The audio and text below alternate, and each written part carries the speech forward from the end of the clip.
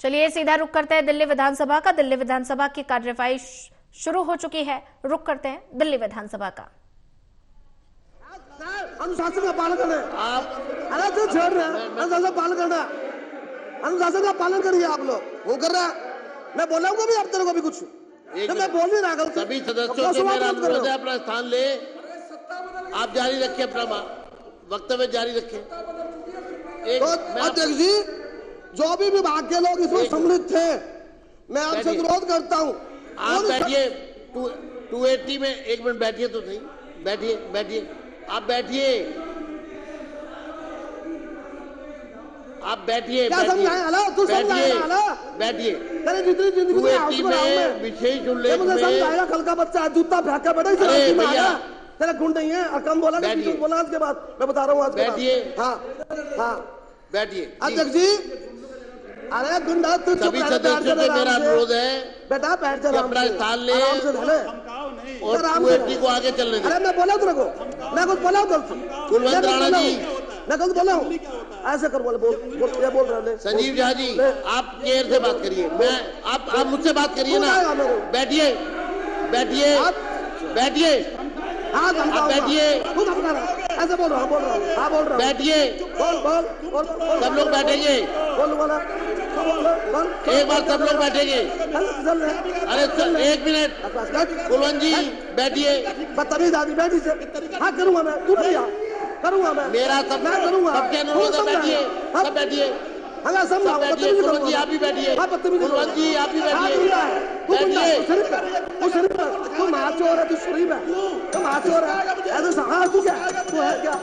क्या है तू? बैठिए, आप बैठिए बैठिए बैठिए, आप भी बैठिए, आप भी बैठिए। सब बैठिए, सब बैठिए, सब बैठिए। आप बैठिए, आप बैठिए, आप भी बैठिए, आप भी बैठिए। सब बैठिए बैठिए, सब बैठिए। एक तो 1 मिनट मैं पहले बात कर लूं। देखिए ऐसा है कि 280 में संबंधित सदस्यों को अपनी बात कहने का हक है। बाकी कोई टोकाटाकी ना करे कृपया करके। अगर आपको 1 मिनट 1 मिनट 1 मिनट बैठिए। आप बैठिए बैठिए बैठिए बैठिए बैठिए, आप बैठिए, मैं आपको फिर मौका दूंगा।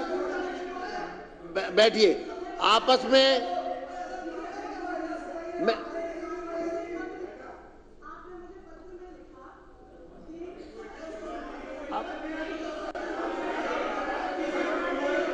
मैं वही कर रहा हूं ना, मैं हल कर रहा हूं। बैठिए तो सही, बैठिए। अब मैं कर रहा हूं, आप बैठिए। मैं कर रहा हूं, आप बैठिए बैठिए। मैं कर रहा हूं, मैं हल कर रहा हूं। देखिए विपक्ष के सदस्यों से मेरा अनुरोध है, कृपया आप स्थान लें, चर्चा को आगे बढ़ने दें। उसका कारण क्या है कि समय की सीमा है।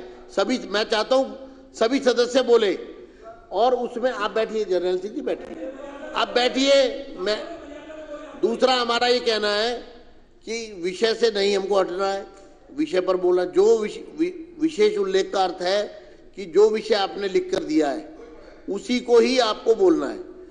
दूसरा, आपस में तकरार नहीं करनी है। अगर आपस में तकरार की जाएगी तो ये सदन का समय भी व्यर्थ होगा और सदन की गरिमा के भी विरुद्ध होगा। मेरी कुलवंत राणा जी से ये अनुरोध है, वो अपना वक्तव्य पूरा करें और किसी भी सदस्य से वो सीधे तौर पर इस विषय पर उनकी टिप्पणी पर रिप्लाई ना करें। उनको मैं उनको देखूंगा। आगे बढ़िए, आप शुरू करिए। अध्यक्ष जी, आपने बैठिए मेरी। अरे आप बैठिए। आपने विपक्ष नहीं चाहता 280 चले, 280 चले। आप बैठिए। मैंने सभी सदस्यों के लिए ये कहा है कि संयम से बात करें, संयम से बात रखें। दूसरा, सीधे आपस में बातचीत ना करें, कोई तकरार ना करें और संयम से बात करें और सदन में शब्दों के प्रयोग का ध्यान रखें। कुलवंत राणा जी। अध्यक्ष जी, आपने जो मैं कभी टिप्पणी करता बीच में किसी से बोलता मैं, आप धन्यवाद, आपने जो बोला उसका पालन होगा। दूसरा जो मैंने बताया था आपको, बाट इंटरव्यू विभाग के जो अधिकारी इसमें executive engineer, SC chief engineer, ये सब लोग इसमें सम्मिलित हैं। और एक बार एक पार्टी का व्यक्ति 2 महिलाओं को लेकर गया उसके ऑफिस में, इंजीनियर के, उसका दुरुपयोग किया, उस पर ब्लेम लगाने की कोशिश की और उस व्यक्ति को, अधिकारी को ब्लैकमेल भी किया ताकि वो उसके मुताबिक काम करे। तो एक गंभीर विषय में लिखित में भी आपको पत्र दूंगा, इसकी जांच बनती है और जांच में उसकी निर्माण सामग्री भी जांच हो, अधिकारियों की सम्मिलितता भी जांच हो और उसकी पेमेंट पर भी रोक लगाई जाए जब तक पूरी जांच ना हो। इतना वक्त मैंने आपको देना था। आपका बहुत बहुत आभार, धन्यवाद। श्री रविंद्र सिंह नेगी।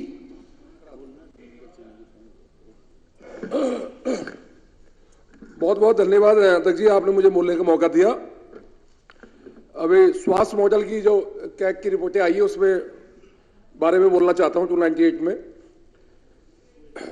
280 में वादे थे हसीन पर जमीन पर ना आए, वादे थे हसीन पर जमीन में ना आए, दिल्ली की जनता को बस सपने दिखाए, कहते थे बदल देंगे तस्वीर यहां की, पर अस्पताल में मरीज बिलखते नजर आए। माननीय महोदय जी, आज इस सदन में एक ऐसे विषय पर बोलने के लिए खड़ा हूं जो दिल्ली की जनता के जिंदगी से जुड़ा हुआ है। यह राजनीति विषय से परे है, दिल्ली के स्वास्थ्य ढांचे की दुर्दशा का है। अभी कैग के हालिया रिपोर्ट में आम आदमी पार्टी सरकार की नाकामी की परतें खोल दी है। यह रिपोर्ट चीख चीख कर चिल्ला रही है कि दिल्ली की पूर्व सरकार ने सेहत के साथ कैसे खिलवाड़ किया। दवाओं की कमी, जनता की जान से खिलवाड़। राजधानी दिल्ली जहां लोग इलाज के लिए आते हैं, वहां सरकारी अस्पतालों में जरूरी दवाएं नहीं मिलती। 33% से लेकर 47% तक जरूरी दवाएं बाहर से खरीदनी पड़ी और ब्लैक लिस्ट कंपनियों को से भी दवाई खरीदी गई। रेबीज और होमोफिलिया जैसी घातक बीमारियों की दवाएं स्टॉक में नहीं थी, यह कैग की रिपोर्ट बता रही है। आखिर में यह कैसी सरकार थी जो जनता की जान से खिलवाड़ कर रही थी। अस्पतालों में भीड़ और इंतजार की पीड़ा।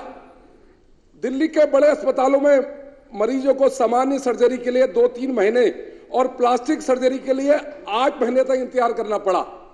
और तो और बच्चों की सर्जरी के लिए चाचा नेहरू अस्पताल में 12 महीनों की वेटिंग हुई। और 2016 में कहा गया कि 10,000 नए बेड जोड़ेंगे, लेकिन 6 साल में सिर्फ 1357 बेड ही जोड़े गए। 15 से ज्यादा अस्पतालों में जमीन आवंटन की गई, लेकिन 10 साल से वो प्लॉट धूल खा रहे हैं। और डॉक्टर और नर्स और मेडिकल स्टाफ की भारी कमी।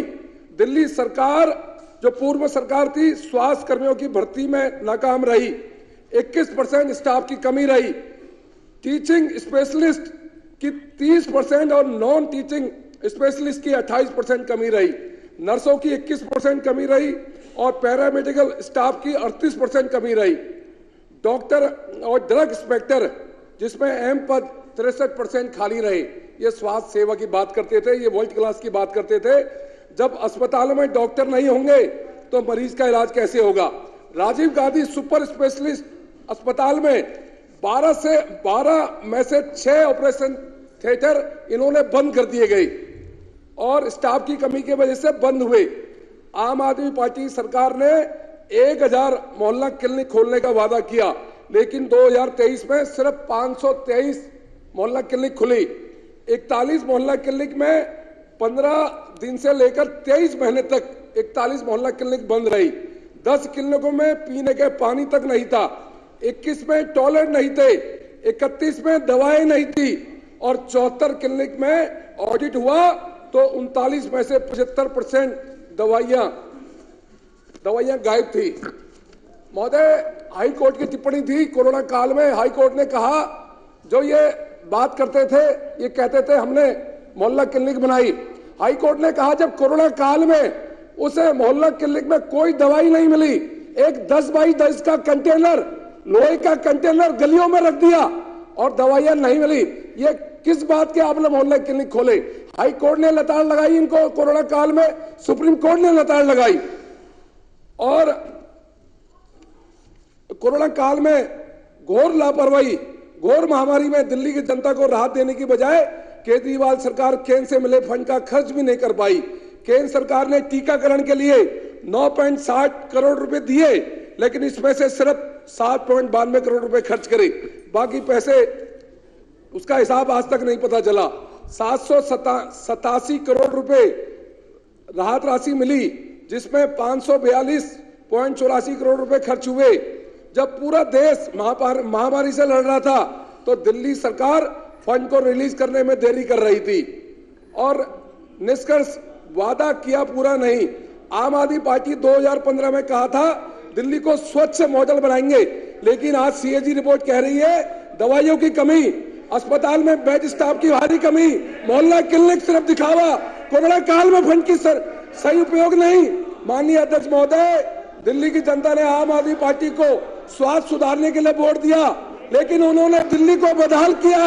अस्पताल में दवाई रहित मोहल्ला क्लिनिक, मरीजों के लिए लंबा इंतजार।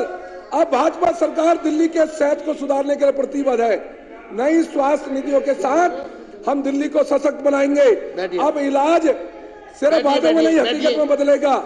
सत्ता चली गई, सत्ता चली गई, घमंड भी जाएगा।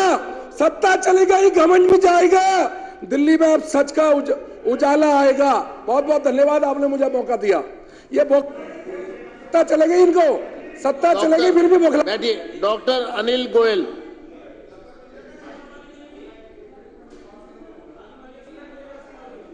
धन्यवाद अध्यक्ष जी।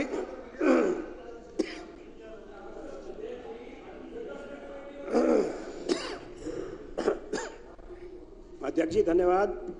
मुझे लोक महत्व के एक विषय के लिए मुझे मौका दिया, बहुत बहुत धन्यवाद। मैं आपका ध्यान कृष्णानगर विधानसभा में गीता कॉलोनी स्थित चाचा नेहरू बाल चिकित्सालयों के मरीजों, बच्चों के होने वाली समस्याओं की तरफ आपका ध्यान और माननीय मुख्यमंत्री जी और स्वास्थ्य मंत्री जी का ध्यान आकर्षित करना चाहता हूं। चाचा नेहरू अस्पताल में रोजाना 15 से 20 नवजात बच्चे ventilator, ICU bed, doctors, paramedical staff की कमी के कारण रेफर किए जा रहे हैं। ये गरीब परिवार के लोअर मिडिल क्लास के बच्चे हैं। आप सोच सकते हैं ये प्राइवेट अस्पताल में जा नहीं सकते, जिनको वेंटिलेटर की ज़रूरत है, जहां का खर्चा 1 लाख रुपए प्रतिदिन होता है। ये कहाँ जाएंगे, ये विचारणीय विषय है, इसलिए इस पर ध्यान दिया जाए। 221 बेड हैं अध्यक्ष जी, लेकिन एक बेड पर अक्सर 2 मरीज रहते हैं। 200% ऑक्यूपेंसी अक्सर रहती है, तो इसको देखा जाए। सीटी स्कैन 3 साल से नहीं है। 22 से 30% डॉक्टर्स, पैरामेडिकल स्टाफ, नर्सिस की कमी है। ओवर क्राउडेड ओपीडी है, जिसमें 750 से 900 बच्चे रोजाना। वो आप बैठिए, आप बात करने दीजिए, उनको अपनी बात कहने दीजिए, उनको अपनी बात कहने दीजिए। अध्यक्ष जी, अनिल गोयल जी। अध्यक्ष जी, ओवर क्राउडेड ओपीडी में 750 से 900 बच्चे रोजाना।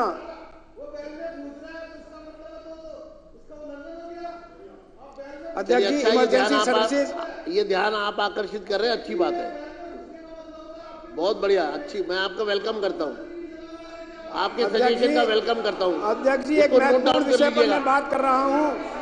ये महत्वपूर्ण विषय है, जनता से जुड़ा हुआ विषय है, नोट डाउन कर ले। इस पर मुझे बोलने के बीच में विपक्ष ने जो बात उठाई है, मैं उनका वेलकम करता हूँ, इसको नोट डाउन कर ले। अध्यक्ष जी, रिकॉर्ड पर ले ले। अध्यक्ष जी ने जो वेल की बात की है, उसको रिकॉर्ड पर ले लिया। अध्यक्ष जी, मैं वेलकम करता हूँ। अध्यक्ष जी, मैं बहुत इंपॉर्टेंट विषय है, मुझे बोलने दें। अध्यक्ष जी, 2500 एनआईसीयू बेड में सिर्फ 4 वेंटिलेटर हैं, जबकि होने चाहिए 12 से 15। 12 पीकू बेड में 6 वेंटिलेटर हैं, जबकि उसमें से कई खराब हैं, होने चाहिए 20। आप सरकार ने 2013 में चाचा नेहरू को ऑटोनोमस कर दिया, गवर्निंग काउंसिल बनाकर डिसीजन मेकिंग को डिले कर दिया, man power, teaching, non teaching faculty को कॉन्ट्रैक्ट पर कर दिया, जिसके कारण कोई अच्छा डॉक्टर, कोई अच्छा पैरामेडिकल नर्स, कोई वहाँ टिकता नहीं। 8, 10, 12 महीने है, 70% एट्रिशन रेट है, क्योंकि उनको कोई सुविधा नहीं मिलती, ना पेंशन की, ना कोई स्टाफ।